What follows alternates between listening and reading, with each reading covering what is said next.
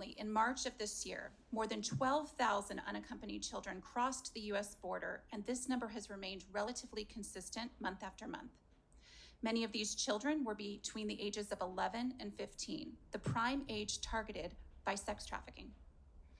I am a mother of 2 teenage girls squarely within this age range, and I am especially distraught at the thought of the physical and sexual violence, human degradation, hunger, thirst that many of these children have experienced en route to the United States.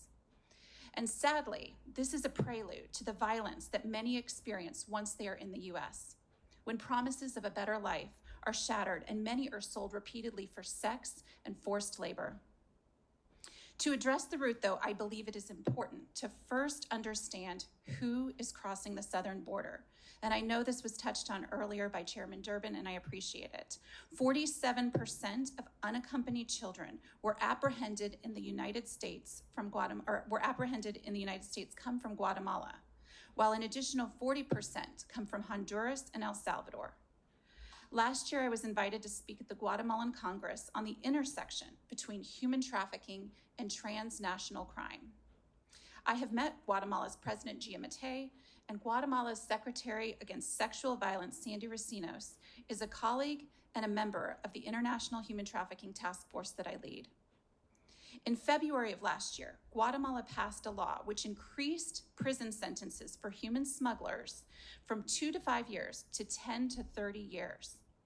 Guatemalan leadership clearly do not want their children to leave their country with smugglers, nor do they want their children to face the unspeakable violence that often awaits them on the journey to and after arrival in the United States.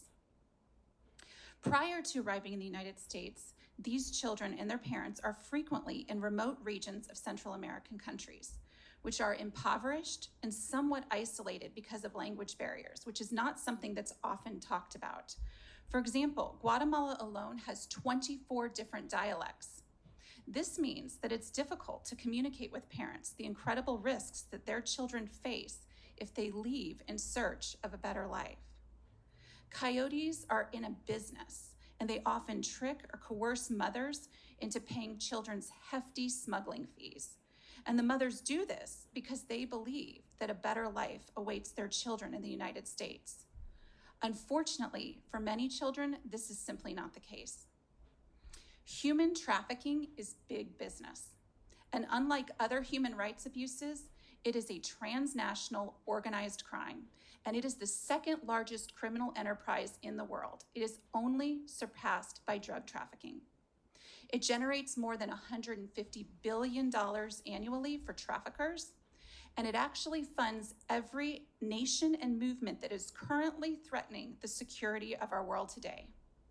And that is why there is a critical intersection between human trafficking and illicit finance networks. For example, to put this globally, the Taliban particularly support their operations through the opium trade, and sex trafficking is a key component of their funding apparatus. Unlike drugs or weapons, however, a person can be sold over and over again. MS-13, one of the most notorious gangs operating in Guatemala, Honduras, and El Salvador, the 3 countries I mentioned, they operate similarly.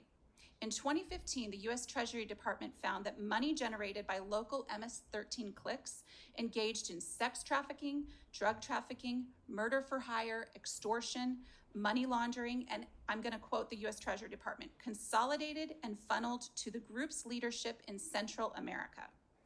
All of these factors contribute to a heightened risk of human trafficking, especially for children. Many of the Latin American children sent across the border alone or with smugglers have been taken by organized criminals and the cartels.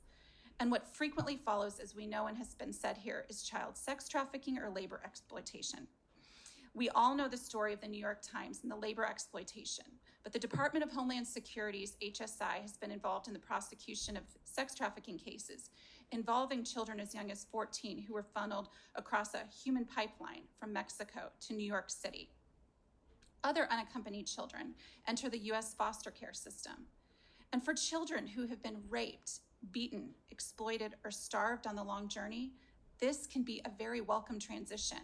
They are free from coyotes. They're shuttled through a version of the American life. But the U.S. foster care system is no sure haven. Certainly, many U.S. families open their doors. They do it with integrity and self-sacrifice. My own parents were actually foster parents, and I was a foster sibling.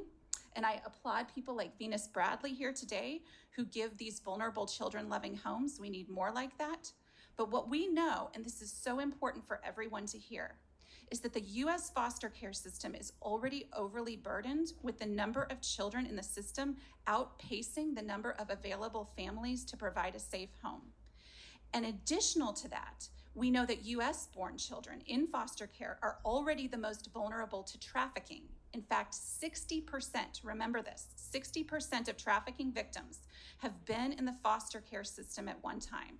So increasing burdens on the foster care system also puts vulnerable children more firmly in the crosshairs of traffickers.